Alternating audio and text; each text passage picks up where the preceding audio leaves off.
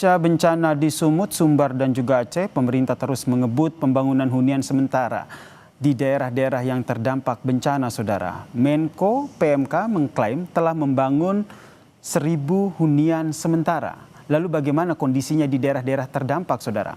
Kami membahasnya bersama dengan Kepala Desa Kubu di Kabupaten Biren, Pak Razali, dan juga Kapusdatin BNPB, Pak Abdul Muhari, yang telah bergabung bersama kami di Kompas Petang. Selamat petang semuanya. Selamat petang, Pak. Petang, Mas. Saya ke Pak Rizali dulu nih. Pak Rizali, ini kan pemerintah sudah klaim membangun hampir 1.000 huntara. Apakah ini termasuk di Desa Kubu, tempat Bapak? Untuk sementara, hunian sementara di Desa Kubu belum ada, Pak. Cuman kami berharap hunian sementara kalau memang ada bantuan daripada pemerintah dalam bentuk per keluarga. Karena mengingat kami ada 26 rumah yang memang tidak bisa dihuni lagi. Jadi setidaknya untuk 26 itu ada tenda sekurang-kurangnya tenda 4x4 ya, untuk hunian sementara. Karena kalau hunian sementara yang dalam bentuk barak yang besar itu, Pak, mungkin kondisi tempat kita mungkin nggak ada tempat pasca banjir, Pak. Belum ada hunian sementara hingga saat ini, kemudian sudah hampir 1 bulan nih Pak Razali. Bagaimana akhirnya keluarga bisa bertahan hidup di sana? Untuk sementara semua masyarakat Desa Kubu mengungsinya di Menasah, Pak. Semuanya terkondisikan di Menasah. Jadi di rumah-rumah memang belum bisa dihuni karena memang lumpur masih belum dibersihkan lah. Jadi untuk sementara kita terkondisikan di Menasah semua, Pak. Oke, total ada berapa rumah atau kepala keluarga di Desa Kubu ini? Kita ada 230 kepala keluarga. Kalau jumlah rumah 210 rumah, Pak. Cuman yang terdampak yang tidak bisa dihuni lagi rumah sekitar 26 rumah, Pak. Yang lain belum bisa dihuni karena lumpur masih tertimbun. Ya, tapi yang 26 itu memang rumahnya nggak bisa dihuni sampai biarpun dibersihkan tidak bisa dihuni lagi, Pak. Baik. Bisa dikatakan kondisinya masih sangat memprihatinkan ya Pak Razali ya. Sudah hampir 1 bulan bencana ini terjadi. Saya ke Pak Abdul Muhari, tanggapannya seperti apa? Ini pembangunannya bagaimana nih? Apakah memang belum masuk skala prioritas dalam pembangunan huntara di Desa Kubu, Kabupaten Biren ini, atau seperti apa? Ya, pertama saya sampaikan kalau prioritas semuanya prioritas ya, Mas Nene ya. Jadi tidak ada yang tidak prioritas. Jadi pemerintah itu dalam membangun hunian sementara ini tentu saja berbasiskan usulan yang disampaikan oleh pemerintah daerah. Usulan ini itu nanti dituangkan dalam bentuk SK siapa nama masyarakat by name by address. Jadi ini juga tidak hanya rumahnya, tapi akuntabilitas si penerimanya juga harus kita perhatikan. Jadi ini diusulkan oleh pemerintah daerah berdasarkan data dari desa dan kecamatan. Kemudian pemerintah kabupaten kota ini menetapkan siapa yang akan menerima huntara di mana. Kemudian siapa yang akan menerima DTH namanya, dana tunggu hunian. Karena tidak semua juga warga saudara-saudara kita warga terdampak ini yang bersedia tinggal di huntara. Ada sebagian dari saudara-saudara ini yang kemudian menumpang sementara di keluarga atau mengontrak dan seterusnya. Ini juga kita dukung dengan dana tunggu hunian sebesar 600.000 per KK per bulan. Baik Pak, maaf saya potong. Berarti memang ini pendataan penting sehingga tepat sasaran begitu ya. Tapi kalau kita lihat di Desa Kubu, Kabupaten Biren ini seperti apa yang disampaikan oleh kepala desanya. Jangankan huntara, tenda pengungsian saja belum ada. Ya, kepala desanya silakan melapor ke kecamatan. Anda jangan menanya saya kenapa ini, kenapa itu. Ini kita berjenjang, Mas. Anda harus paham ini. Baik. Jadi yang harus Anda pahami adalah yang menetapkan siapa yang penerima ini itu bukan BNPB, tapi pemerintah daerah. ini berjenjang dari usulan kepala desa, lurah, ke kecamatan, camat Oke. melaporkan ke bupati, pimpinan daerah. Nah, ini yang kemudian di SK-kan sehingga kami menerima nanti siapa nama warga by name by address. Nah, hasil SK Bupati ini yang kita verifikasi dengan data Dukcapil dari Kemdagri. Kita sangat paham bahwa warga ini rumahnya sudah Oke. hilang dan seterusnya, sehingga verifikasi data Dukcapil ini nantinya akan memudahkan proses administrasi nanti ketika saudara-saudara ini menerima haknya. Jadi tidak ada lagi yang bawa KTP, bawa KK, seterusnya. Oke. Ini sudah yang dari desa, camat ke bupati. Jadi kalau tadi Pak Desa bilang belum ada bantuan, Pak Desa harus bicara ke kecamatan. Kecamatan menyampaikan ke bupati karena Aceh Tengah itu tenda kita sudah ada itu. Jadi tinggal Anda bicara ke kecamatan, bupati itu akan didorong ke tempat Anda. Oke, kita langsung tanyakan ke Pak Rajali ya, selaku Kepala Desa. Bapak sendiri ini sudah hampir 1 bulan begitu Pak. Sudah melapor ke camat, kabupaten untuk meminta bantuan segera datang ke Desa Kubu. Kami setiap hari berkoordinasi dengan pihak kecamatan. Kebetulan saya juga ketua abdesi di Kecamatan Pasangan Siblakrung, Kabupaten Biren. Dalam hal ini sebenarnya Huntara ada ditawarkan untuk masyarakat Desa Kubu melalui saya. Cuman yang ditawarkan hunian sementara yang ukurannya besar. Jadi masyarakat kan tidak mau menerima karena memang yang dibutuhkan hunian sementara dalam bentuk keluarga, per keluarga. Karena mengingat tempat juga terbatas. Pasca banjir mungkin kebutuhan tempat yang rata memang tidak ada lagi. Jadi yang kami butuhkan hunian sementara yang ukuran kecil per keluarga.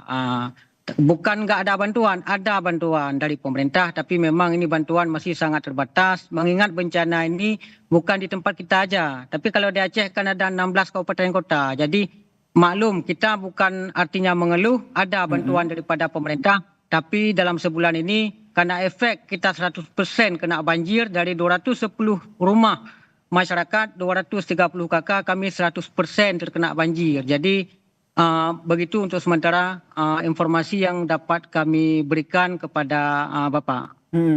Pak Muhari, tentu tidak ingin ada miskomunikasi, kemudian koordinasinya juga tetap berjalan dengan baik dari pusat maupun tingkat berjenjang hingga ke desa. Ini apa yang harus dilakukan, apa yang sudah dilakukan oleh BNPB sehingga hal-hal seperti ini tidak terjadi? Saya kira tidak ada miskomunikasi ya. Yang menyebutkan miskomunikasi itu Anda, bukan Pak Desanya. Jadi ini harus kita perjelas ya.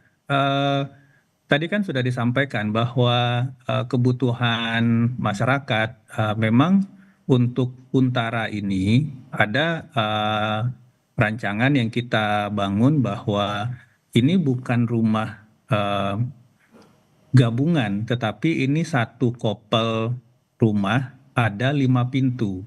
Jadi itu ada 5 kepala keluarga, tapi itu bukan digabung. Itu setiap sekat itu ada rumah ukuran 36 lengkap dengan toilet dan lain-lain itu di dalam. Nah, ini yang kita saat ini sedang sosialisasikan ke masyarakat. Memang tipenya beda-beda. Misalkan di Tapanuli Utara itu ada tipe yang juga untuk satu rumah, satu keluarga. Meskipun yang couple ini itu juga satu kamar itu satu couple, satu pintu itu juga satu keluarga. Cuman itu disatukan dalam satu gedung, dalam satu couple bangunan gitu. Jadi kalau misalkan masyarakat di desa Desa Kubu Kubu. menginginkan satu rumah satu keluarga, silakan aspirasi ini disampaikan kepada kecamatan, kemudian bupati yang mengusulkan ke kami. Karena bukan kami yang memutuskan. Sekali lagi ini itu prosesnya bottom up.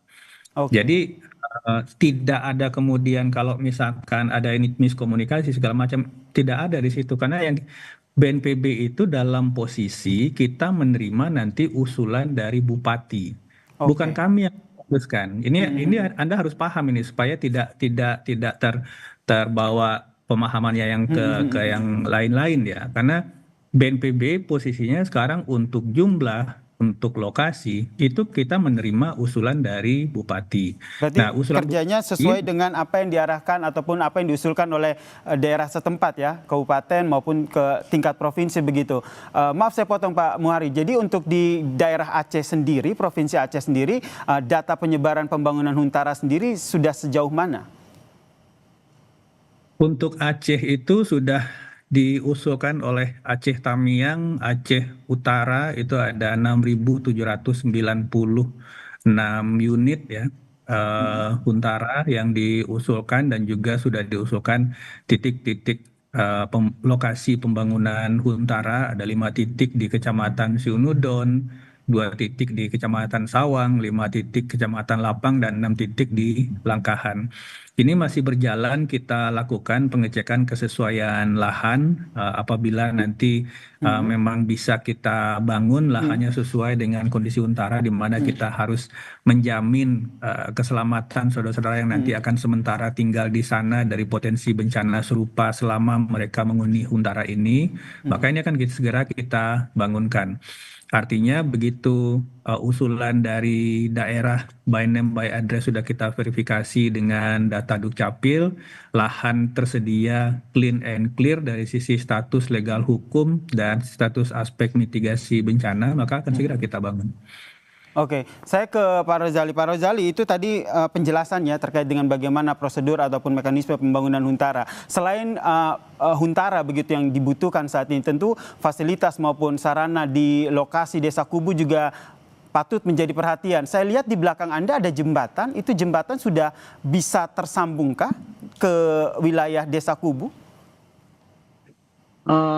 Jembatan ini jembatan penghubung antar kecamatan dari Kecamatan Pesangan Siblakrung dengan Kecamatan Pesangan, tepat berhubung antara Desa Kubu dengan Desa Blangpanjo dan juga Desa Pantilong. Untuk sementara jembatan ini masih belum bisa terhubung. Ini kebetulan jembatan ini terputus, terbagi jadi 3 bagian.